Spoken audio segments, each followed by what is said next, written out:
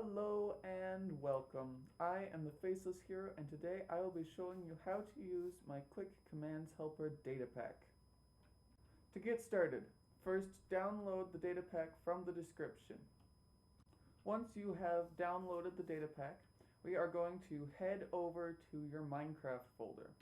To get there, simply hit Windows R, and then you're going to type %appdata %\Minecraft. And you're going to hit enter. This is going to take you to your Minecraft folder. From here, you're going to go to your saves. You're going to select your world. You're going to go to Datapacks. And then you're going to grab the Datapack, the zip you just downloaded, and you're going to drag it into here. Once you have done that, you can head back to Minecraft and type /reload. Now on to the good stuff. The first thing we'll be looking at in my Datapack are the tags that I have added that you can add to your items to listen to custom events. The first group of tags that you can add to your items are the right-click command tags.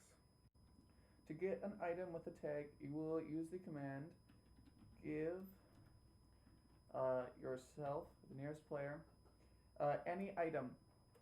So we'll go with a diamond. And then you'll put the curly brackets there to place your tag. And so the first tag is the right-click command. And then you put the command that it's going to run when you right-click in these quotes. And so we'll just do give @s diamond. And I'm right clicking right now, and you'll notice that it's not doing anything. This is because you need a warped fungus on a stick, either as your item that you just created or in your offhand. And now when I right click, it will give me a diamond. And it'll actually give me a diamond when I hold it down as well. If you don't want it to give you a diamond every time it runs, you can use the start right-click command, which will only run it when you start holding right-click, or the stop right-click command, which will run the command when you stop holding right-click. Along with the right-click commands, there is a shift right-click command. And this command will only run while you're crouching.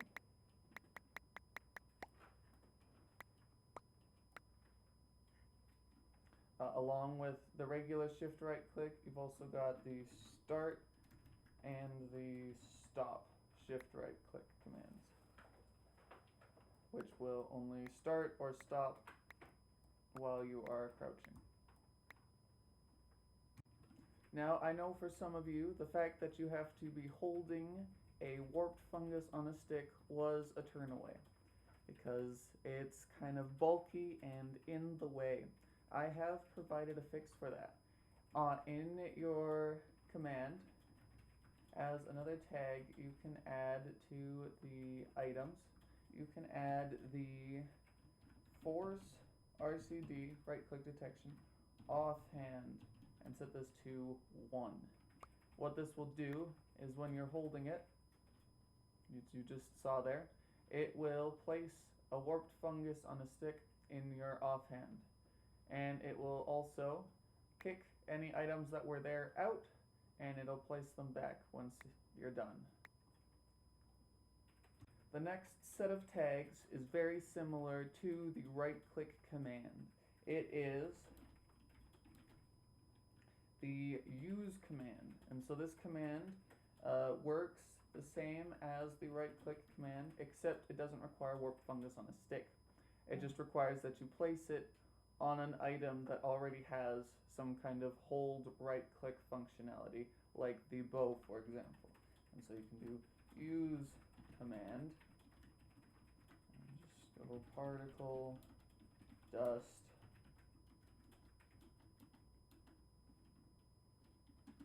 front of us. And now, when we use the bow, you'll see that there is a particle of dust in front of us when we hold it. The use command also has a shift use command, and along with that it's got the start and stop functionality of the right click as well. There is one more tag for both the use command and the right click command, and that is the right click keep original crouch state tag. And so it won't do much right now because we don't have another use command. But when we add a shift use command onto this, so it's going to be give us a stick.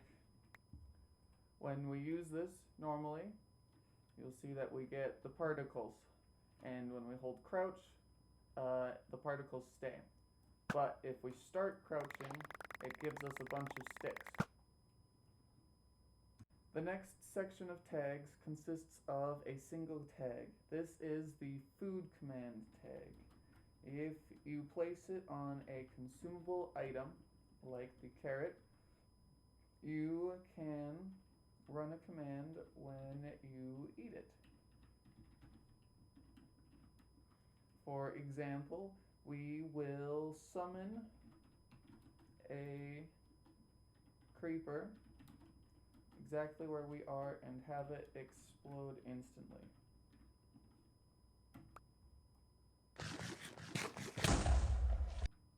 The next section applies to bows and general projectiles and projectile weapons. The first of these tags is the arrow tag, which will apply this tag to the summoned projectile, be that the snowball or the arrow. We can see that in action here as we shoot an arrow and then have it say its name.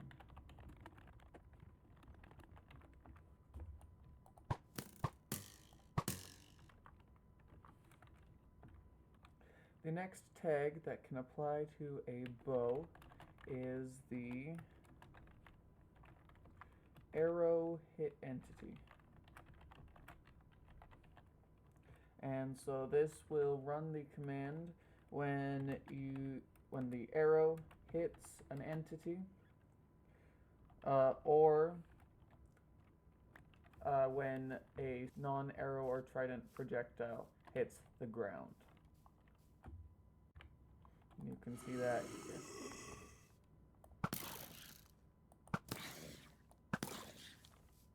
The next tag is similar to the arrow hit entity. It is the arrow hit block, and this will run the command when the projectile gets stuck in a block, which means it will not work for snowballs or the like. The next projectile command is the arrow fire command, and this will run a command when the projectile is spawned.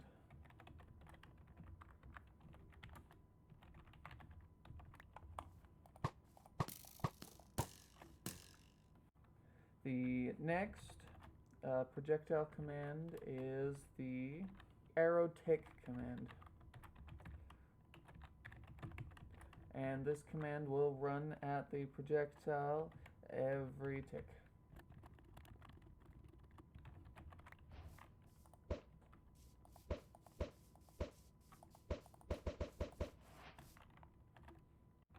And the last projectile tag is the arrow head item. And this has special formatting in that you need to do ID of the item, and you'll notice that when you try to put the extra quotes, it will red out. This is because you need to escape the quotes with a backslash, and then you just put in the ID of the item. So I'll use stone. You need to have a count of at least 1, and it's formatted in such a way that if you wanted to, you could add custom model data. If you had some kind of item with custom model data, you can add that to the item. And so what the arrowhead item will do is it'll overlay the selected model on the projectile. The next section of tags are the attack tags, and these work for melee attacks. The first of these is the attack command on user. And so this will run a command on you.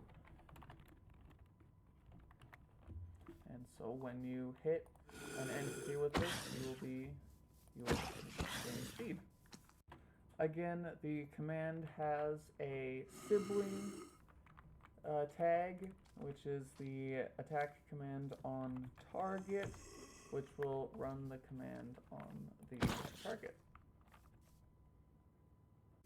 And the last of these tags, of the melee tags, is the kill command, which will execute a command at you when you kill an entity.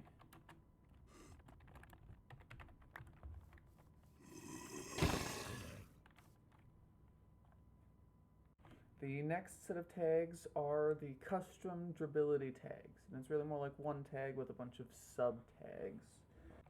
Before learning how to use this tag, you will want to know the base durability of the item you're going to use. So for example, I'll use a bow.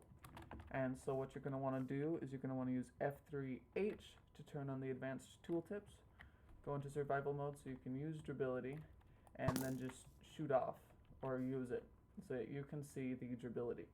And so what you'll want is that second number there, the durability 384. That is the item's base max durability. Using that, we can start assembling a custom durability item. And so it'll be the custom durability tag, and it's got subtags. There are 4 required subtags, those being the base max dur, which is that number we just found, which I believe was 384. The custom current dur, which is the custom damage applied to the item, and so you'll want to set that to 0. The base last dur, this one is more of a technical one, just set it to 0. And finally, the custom max dur, this is the number you've been looking for. So you can set this to whatever you want. I'll set mine to 10, and this will give me a bow that has 10 shots.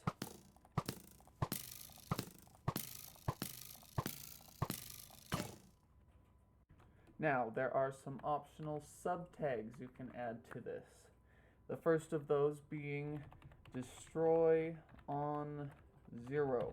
And so this is normally, this sets to 1 default, but you can set that to 0 so that when you reach all the durability used, it doesn't break.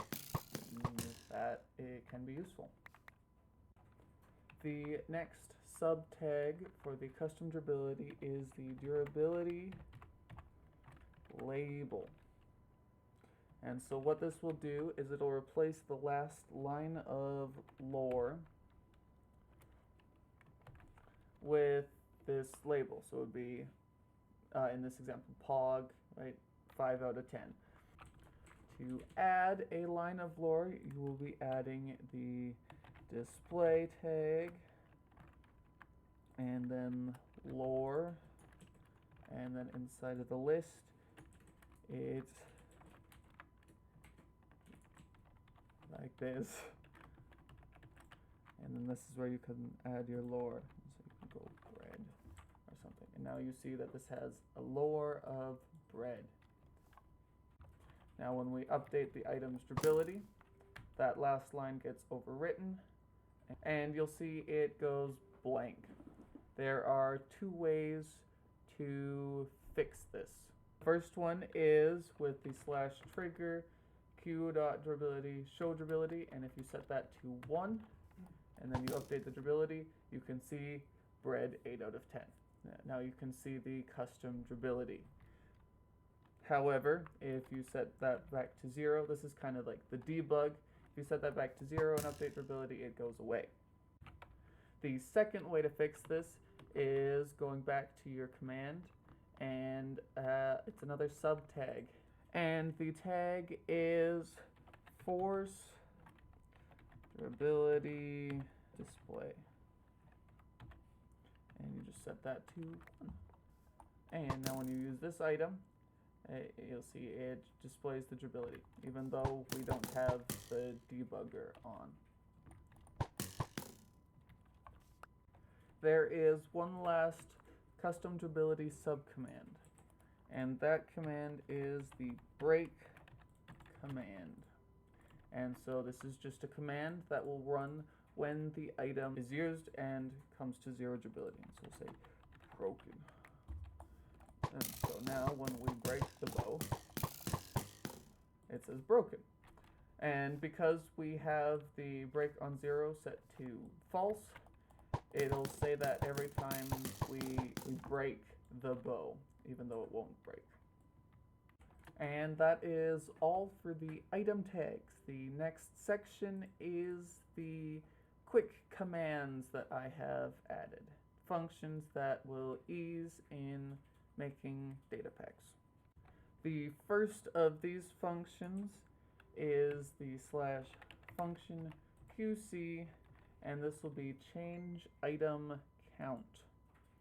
And so then you'll put brackets to use the macro that this requires. And so this has 2 inputs, and that is the selected slot and the count. And so we'll set count to 2. And a note about selected slot: if ever you see selected slot come up in one of these functions, the selection is as follows. 0 to 36 is an inventory slot, and then -1 is your selected item, -2 is your offhand, -3 is your boots, -4 is your leggings, -5 is your chest plate, and -6 is your head slot. And so if we run this with selected slot of -1 and count to 2, it'll change the selected item count by 2. And again, it's got a sibling command, which I was a little confused with just a second ago, which is the set item count, and that'll just set the item count to whatever you have count as. One note about both the change item count and the set item count are they cannot go above the item's max stack size. They can, however, be set to 0 to just delete the item. The next quick command that I have added is the create Sculk. And so the arguments for create Sculk are a charge, which is the Sculk charge, how much is there, and then an add X, an add Y, and an add Z. And so with the add X, Y, and Z, it is relative to where you run the function, but the block that it references has to be an air block connected to a solid block of some sort. And so you'll see if we just run it without changing it, it doesn't do anything because it references the block kind of below you just a little bit. So you need to add 1 to the Y. And now we have released a Sculk charge. The next couple commands are velocity-based commands, so you can manipulate the velocity of entities. Unfortunately, these commands don't work on players, so just keep that in mind when you use them. The first of these is found under the Q velocity. And so the ones you are going to look at, the first one on the list is the set velocity XYZ. And so its parameters are pretty simple. There's an X, a Y, and a Z parameter. And so if I run this, it won't work because I am a player. So we will execute as all entities type equal husk at themselves run the function. And so if we do this, they will be launched in the positive X, Y, and Z direction. Something to note about the X, Y, and Z numbers is these are multiplied by 10. So what you see here is actually 1.0, 1.0, 1.0. But because of technical difficulties, that's not how it works. The next function is the set velocity facing. And so this has the same arguments as before, except that they aren't used except to disable that direction. With the set and add velocities, if you set one of these directions, one of the axes to -1, it disables its power in that axis. To use velocity facing, there is one more argument required, and that is a power. And the power is what determines the strength of the velocity added. And so if we look at the husk, you'll see it gets pushed in the direction he's looking. If we make him look at us, located, facing entity me, eyes, then you'll see that it launches him towards us. There are, of course, the add. Instead of set, you can use the add velocity, which works similarly. You see it's not super powerful, so you need to normally bump it up just a little bit more. And then last but not least, there is the multiply velocity. The easiest way to show off the multiply velocity is in a arrow fire command, because this will give you a bow. If you set them all to 2, it will give you a bow that shoots the double velocity arrows. The next set of commands works with the custom durability to modify and change that. So the first thing you're going to want is a item with custom durability, and so I'm just going to use the bow from earlier. The first command is the durability change durability, and so it's got a selected slot you set to -1 for the main hand, and then it's also got a count, and so this is what it changes by. So we can do -1, and we can see we can lower our bow's durability by 1, and now it's broken. We can also increase the durability. It's got a sibling in the set durability, and so you can set that to 1, or you can set it to 8, or whatever you feel like setting it to. You might have also seen there for a second, there is a set durability score and a change durability score. And this will actually reference a scoreboard.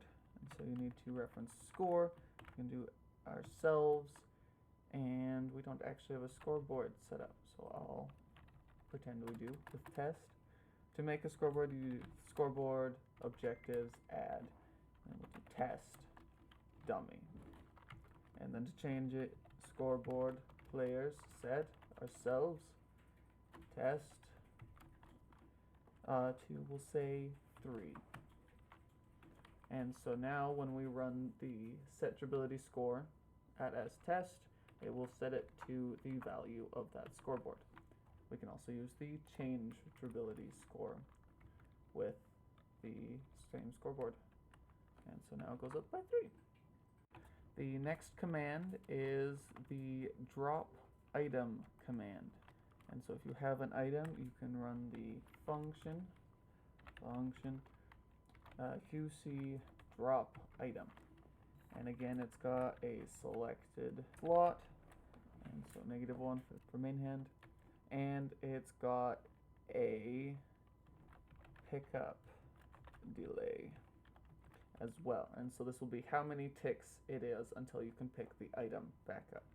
And so we can do 10 for half a second. And you see it just drops the item on the ground. You can do 0 for instant. And you can do however much time you want.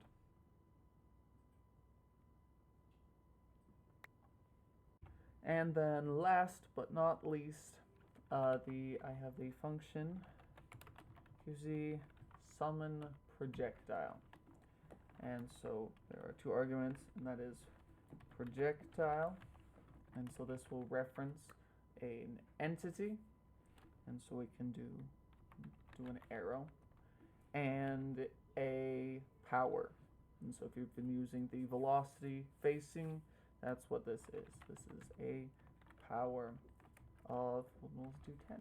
There's also the rot, which is an offset based on you. And so we'll just do the tilde to do in the direction we're facing. And so we shoot an arrow with a power of 1.